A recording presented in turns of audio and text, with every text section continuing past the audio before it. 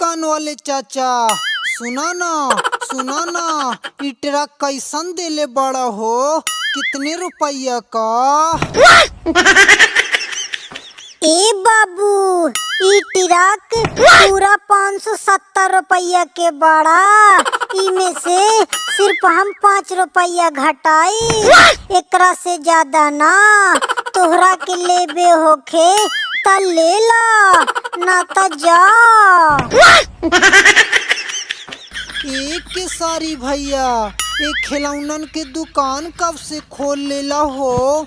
का तोहरा के काम नइखे मिलत का गाना में और सिनेमा में? तू त अभी सौम्या पोखरेल के काम दिलैला रहला, का अब तोहरे के काम मिलल बंद हो गइल का यार? बोलो ना। का बताई यार पवन भाई, बहुत बड़ा प्रॉब्लम हो गइल बा। जब से हम सौम्या के लेके आइल बानी इंडस्ट्री में, तो ससुरा सब लोग हमरा दुश्मन हो गइल बा।